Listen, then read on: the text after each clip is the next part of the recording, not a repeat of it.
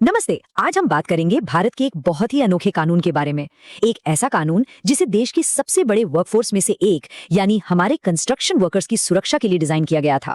तो सबसे बड़ा सवाल यही था जिसका जवाब 1996 के सेस एक्ट ने देने की कोशिश की। सोचिए, एक ऐसा वर्कफोर्स जो कभी एक जगह टिकता ही नहीं, आज इस प्रोजेक्ट पर कल किसी दूसरे शहर में, उसे सोशल सिक्योरिटी का फायदा आखिर कैसे दिया जाए? ये सच में एक बहुत बड़ी चुनौती थी। और यहीं पर ना एक अजीब सी बात सामने आती है, एक विरोधाभास। जो लोग आधुनिक भारत की नींव रख रहे हैं, बड़ी बड़ी इमारतें, शानदार पुल बना रहे हैं, असल में वही हमारे देश के सबसे कमजोर और असुरक्षित लोगों में से हैं। जिस वक्त ये कानून बना उस समय कंस्ट्रक्शन सेक्टर में करीब 8.5 लाख मजदूर काम कर रहे थे। ये कोई छोटा मोटा आंकड़ा नहीं है। इससे पता चलता है कि हम कितने बड़े और कितने जरूरी वर्कफोर्स की बात कर रहे हैं। इन वर्कर्स की जो मुश्किलें हैं वो भी बड़ी अलग थीं। काम के घंटे तय नहीं, चोट लगने का, जान जाने का खतरा हमेशा बना रहता है, और सोशल सिक्योरिटी के नाम पर कुछ भी नहीं, क्योंकि ये लोग एक जगह से दूसरी जगह घूमते रहते हैं। इन पर कोई भी साधारण वेलफेयर मॉडल फिट ही नहीं बैठता था। तो इस बेहद मुश्किल समस्या को सुलझाने के लिए 1996 में एक बहुत ही सरल, कह सकते हैं कि एक एलिगेंट सॉल्यूशन लाया गया। चलिए समझते हैं कि ये था क्या।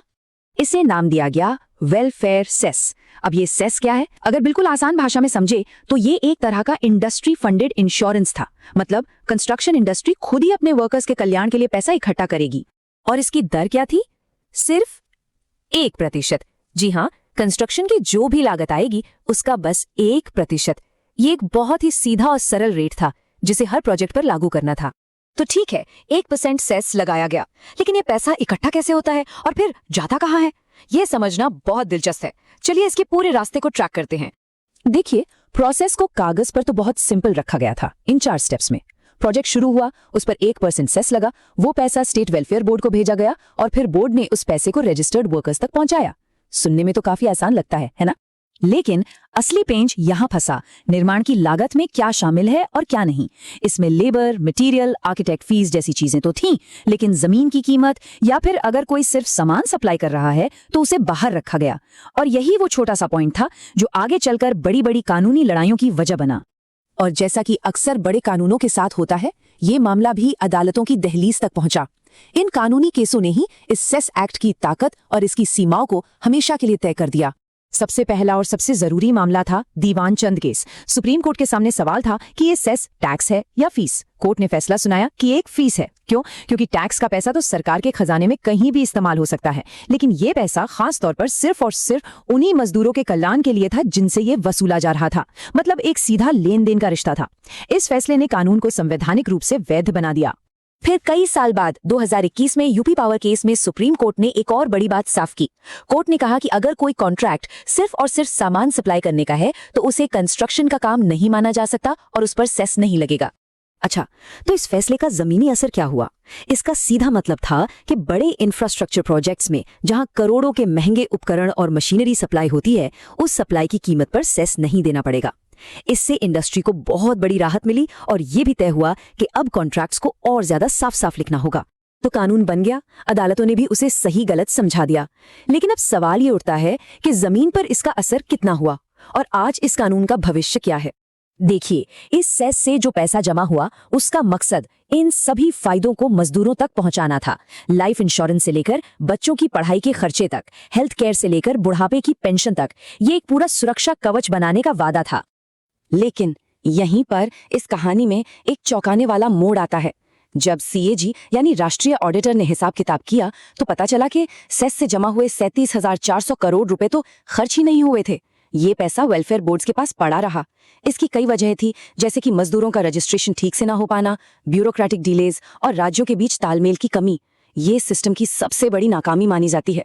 और अब शायद इन्हीं सब कमियों को दूर करने के लिए ये कानून एक नए रूप में सामने आ रहा है। पुराने 1996 के एक्ट को अब नए सोशल सिक्योरिटी कोड 2020 का हिस्सा बना दिया गया है। अब जोर इंस्पेक्टर राज पर नहीं बल्कि सेल्फ असेसमेंट और एक सेंट्रल डिजिटल पोर्टल पर है, ताकि पूरी प्रक्रिया आसान और पारदर्शी हो सके। तो आखिर में हम एक बड़े सवाल के साथ रह जाते हैं। एक सिस्टम तो बना दिया गया, इरादे भी नेक थे, पैसा भी खूब इकट्ठा हुआ, लेकिन क्या ये सिस्टम उन राष्ट्र निर्माताओं से किया गया अपना वादा पूरा कर पाया है जिनके लिए इसे इतनी उम्मीदों से बनाया गया था? ये एक ऐसा सवाल है जिसका जवाब हम सबको मिलकर खोजना होगा।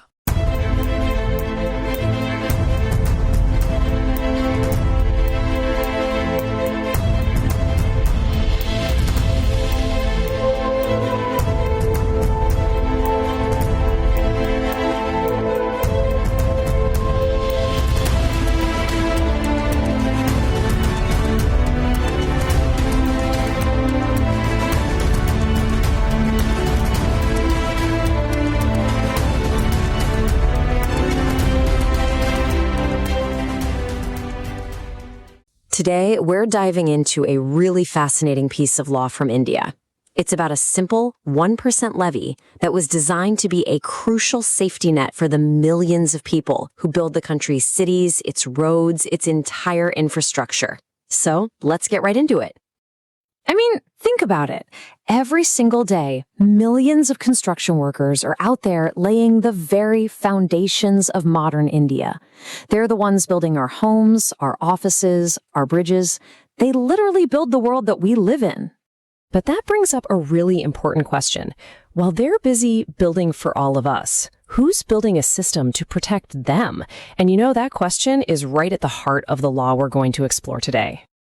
Okay, so to really understand the solution, we've got to understand the problem first. Let's rewind the clock a bit, back to the time before this law was even a thing. Before 1996, the situation was, well, it was incredibly risky. We're talking about more than 8.5 million people working in one of the most hazardous industries out there. Their hours were uncertain, the risks were constant, and they had absolutely no social security. It was a completely different world compared to workers in organized sectors like factories. So, how do you even begin to solve a problem that massive? Well, the Indian Parliament came up with what was, honestly, a brilliantly simple and self-funding solution. In 1996, 2 laws were passed. One act was all about regulating working conditions on site, and the other, the Cess Act, was the clever part. It created the money to pay for it all. The whole idea was to collect a small fee, what's called a cess, on construction projects to build up a dedicated welfare fund. And the mechanism was this beautifully simple number, 1%. The law imposed a 1% levy on the total cost of construction. And here's the key takeaway. The industry itself was made responsible for funding the welfare of its own workforce. Now, of course, this immediately ran into a legal challenge. Was this 1% a tax, which might be beyond the central government's power to impose in this way, or was it a fee? The Supreme Court had to step in and settle it in the Diwan Chand case. They ruled it's a fee, specifically because the money is earmarked just for worker benefits, not for general government spending. Right, but that just opened up another huge question. 1% of what exactly? Let's take a look at how this cost of construction is actually calculated. The law actually clarifies this pretty well. That 1% applies to almost everything you can think of: materials, labor, even the architect's fees. But, and this is important, it specifically excludes 2 major things: the cost of the land itself and any compensation paid to workers under other laws, like workers' comp. A law this significant was bound to be tested in the courts. And over the next couple of decades, major companies took their arguments all the way to the Supreme Court, basically forcing the court to step in and close some potential loopholes. And that legal journey, it took years. I mean, from the court first establishing the act's validity way back in 2012 to clarifying these huge exemptions in 2016 and again in 2021, the judiciary has been absolutely central to shaping what this law actually means in practice today. So here was a huge loophole. Companies started arguing that since they were building a factory, they should be exempt under the Factories Act. But in 2016, the court shut that down completely. It ruled that the construction of the factory is not the same as the manufacturing process in the factory. And because of that, the 1% cess still applies. Then, in 2021, another really critical clarification came down. The court said if a contract is only for supplying materials, say a generator or an elevator, and not for the actual work of building and installing it, then the cess doesn't apply to the cost of that material. It only applies to the activity of construction itself. Okay, so the system for collecting the money was getting stronger and clearer. Billions of rupees were collected. But this is where our story takes a really unexpected and honestly a pretty frustrating turn. First, let's just remember what this money is supposed to do. It's designed to provide life and disability cover, a pension after age 60, scholarships for the workers' children, healthcare benefits, and even housing loans. We're talking about a comprehensive social safety net here. And here's the twist. According to reports that were cited by the Supreme Court, and the government's own auditor, a staggering amount, over 37,000 crore rupees, which is about $5 billion US, was collected, but then just sat in bank accounts, completely unspent. So you have to ask, why wasn't this money reaching the people it was meant for? Well, the main culprit was good old-fashioned bureaucracy. The process for a worker to get registered, to prove their identity, to provide certificates for 90 days of work, it was so difficult that millions of workers and their families were just locked out, unable to access the very benefits they were owed. This massive failure of implementation has really led to the next chapter in this story, a big move to overhaul India's incredibly complex labor laws and bring them into the digital age. The new 2020 Social Security Code is trying to completely overhaul that old system. The really big shift is moving from a manual, inspector-driven process to a digital-first approach. We're talking self-assessment and a unified online portal for registration. The whole goal is to just cut through all that red tape. Which leaves us with a final and pretty provocative question. The architecture of the law is being modernized, it's moving from paper to portals. But can a technological fix solve what has for decades been a deeply human problem of implementation? Only time is going to tell if this new digital safety net will finally catch the very people it was designed to protect.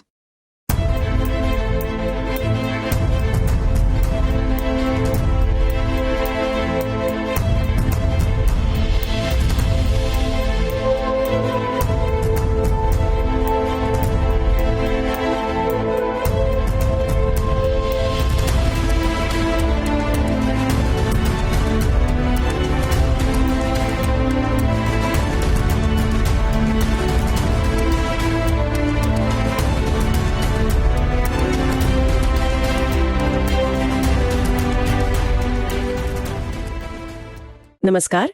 आज हम एक ऐसे कानून की कहानी में उतरेंगे जिसका इरादा बहुत नेक था। भारत के उन लाखों गुमनाम कंस्ट्रक्शन मजदूरों को एक सामाजिक सुरक्षा देना जो हमारे शहर बनाते हैं। बिल्कुल। 1996 में जन्मा ये कानून पिछले 25-30 सालों में बड़ी बड़ी कंपनियों, सुप्रीम कोर्ट के दांव पेच और जमीनी हकीकत की मुश्किलों से गुजरा है। बिल्कुल। एक तरफ हजारों करोड़ के चमकते प्रोजेक्ट्स हैं और दूसरी तरफ उन्हें बनाने वालों की, कह सकते हैं, एक अंधेरी असुरक्षित दुनिया। ये कानून उसी खाई को पाटने की एक कोशिश थी। हमारे पास जो रिपोर्ट्स हैं उनके जरिए हम इस कानून के पूरे सफर को ट्रैक करेंगे। हम ये समझने की कोशिश करेंगे कि क्या ये अपने मकसद में कामयाब हुआ या बस एक अच्छी सोच बनकर रह गया। और ये सिस्टम काम कैसे करता है, इसके सामने क्या बड़ी लीगल चैलेंजेस आई और अब नए लेबर कोड्स के आने से इसका भविष्य क्या है। चलिए शुरू करते हैं। तो कहानी शुरू होती है 1996 से। उस वक्त हालात क्या थे? मतलब कंस्ट्रक्शन सेक्टर, जो एग्रीकल्चर के बाद सबसे ज्यादा लोगों को काम देता था, वहां मजदूरों के लिए सोशल सिक्योरिटी के नाम पर क्या था? सच कहूं तो लगभग कुछ भी नहीं। कुछ भी नहीं। काम के घंटे तय नहीं, सेफ्टी का कोई भरोसा नहीं, और अगर कोई हादसा हो भी जाए तो कोई मुआवजा या मदद भी नहीं। इसी शून्य को भरने के लिए संसद ने 1996 में एक साथ 2 कानून बनाए। अच्छा। एक था रेगुलेटरी एक्ट, जो काम की जगहों पर सेफ्टी और हेल्थ के नियम तय करता है, और दूसरा, जिसके बारे में हम आज बात कर रहे हैं, वो था सेस एक्ट। इसका एक ही काम था, पैसा इकट्ठा करना। मतलब एक कानून नियम बनाएगा, हाँ, और दूसरा उन नियमों को लागू करने और मजदूरों के कल्याण के लिए फंड्स जुटाएगा। हाँ, एग्जैक्टली। ये सेस एक्ट ही उन सभी कल्याणकारी योजनाओं की फाइनेंशियल बैकबोन है। ये कहता है कि किसी भी कंस्ट्रक्शन प्रोजेक्ट की कुल लागत का 1% सेस के तौर पर जमा करना होगा। और जैसे ही ये पैसा इकट्ठा करने की बात आई होगी, मुझे यकीन है इसे तुरंत कोर्ट में चैलेंज किया गया होगा। ये जो सेस है, ये तो एक तरह का टैक्स ही है। यही सबसे पहला और सबसे बड़ा कानूनी सवाल था, और सुप्रीम कोर्ट ने दीवानचंद बिल्डर्स मामले में इस पर अपना फैसला सुनाया। कोर्ट ने बहुत साफ तौर पर कहा कि ये सेस एक टैक्स नहीं बल्कि एक फीस है। टैक्स और फीस सुनने में तो एक जैसे लगते हैं, इनमें कानूनी तौर पर क्या फर्क है? फर्क इस बात से पड़ता है कि पैसा कहां जाता है और किसके लिए इस्तेमाल होता है। अच्छा। टैक्स का पैसा सरकार के कंसोलिडेटेड फंड ऑफ इंडिया में जाता है, यानी सरकारी खजाने में। फिर सरकार उसे किसी भी काम के लिए, जैसे सड़क बनाने या सैलरी देने के लिए इस्तेमाल कर सकती है। कहीं भी। लेकिन ये जो सेस का पैसा है, ये सीधा राज्य के वेलफेयर बोर्ड के खाते में जाता है, और कानूनन इसे सिर्फ और सिर्फ कंस्ट्रक्शन मजदूरों के कल्याण पर ही खर्च किया जा सकता है। समझ गए। तो ये एक तरह का एयरमार्क्ड फंड है। पैसा जिस काम के लिए लिया गया है सिर्फ उसी पर खर्च होगा।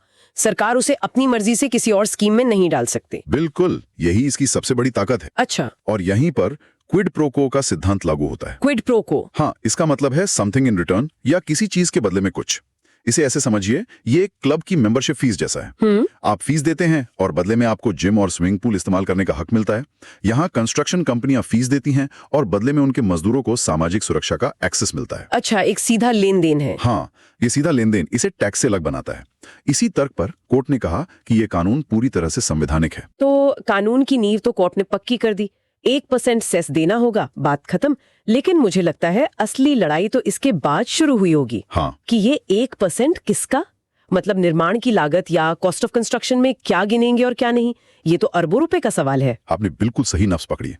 यही इस कानून का सबसे ज्यादा कह सकते हैं विवादित हिस्सा रहा है। नियम कहते हैं कि इसमें जमीन की लागत और वर्कमैन्स कॉम्पेंसेशन एक्ट के तहत दिया गया मुआवजा शामिल नहीं होगा, लेकिन इसके अलावा इसमें लिखा है कि ऑल अदर एक्सपेंसेस शामिल होंगे। All other expenses? हाँ, और ये जो ऑल अदर एक्सपेंसेस वाली लाइन है, सारा कंफ्यूजन और सारे लीगल केसेस यहीं से शुरू होते हैं। यहाँ एक बहुत मजेदार आर्ग्यूमेंट सुनने में आया था। बड़ी कंपनियां जो अपनी फैक्ट्रियां बना रही थी, उन्होंने कहा कि हम पर तो फैक्ट्रीज एक्ट 1948 लागू होता है। हाँ। जिसमें मजदूरों के लिए पहले से ही नियम है, तो हम इस BOCW सेस के दायरे से बाहर हैं। हाँ, ये एक बहुत चालाकी वाला तर्क था जिसे सुप्रीम कोर्ट ने 2016 में लैंको अनपारा पावर लिमिटेड मामले में पूरी तरह से खारिज कर दिया। क्या कहा कोर्ट ने? कोर्ट का तर्क बहुत सीधा था। उन्होंने कहा कि फैक्ट्रीज एक्ट वो तब लागू होता है जब फैक्ट्री में उत्पादन यानी मैन्युफैक्चरिंग प्रोसेस शुरू हो जाता है। अच्छा, प्रोडक्शन शुरू होने पर? बिल्कुल। फैक्ट्री के निर्माण के चरण में ये लागू नहीं होता। जो मजदूर फैक्ट्री बना रहे हैं वे प्रोडक्शन वर्कर नहीं है, वे कंस्ट्रक्शन वर्कर हैं। सही बात है। इसलिए फैक्ट्री बनाने की लागत पर भी ये सेस पूरी तरह से लागू होगा। इस एक फैसले ने एक बहुत बड़ा लूपहोल बंद कर दिया। ओके, फैक्ट्रीज वाला लूपहोल तो बंद हो गया, लेकिन मेरे दिमाग में एक और सवाल आ रहा है। आजकल के जो बड़े इंफ्रास्ट्रक्चर प्रोजेक्ट्स हैं, जैसे पावर प्लांट या मेट्रो, हाँ, उनमें तो बिल्डिंग से ज्यादा महंगी मशीनें होती हैं। हाँ बिल्कुल। तो क्या सरकार ने उन अरबों के टरबाइन या ट्रांसफार्मर पर भी 1% सेस लगाने की कोशिश की? बिल्कुल की, और यहीं से इस कानून का सबसे नया और सबसे महत्वपूर्ण अध्याय शुरू होता है। 2021 में सुप्रीम कोर्ट ने Uttar Pradesh power transmission corporation limited मामले में एक ऐतिहासिक फैसला दिया। अच्छा।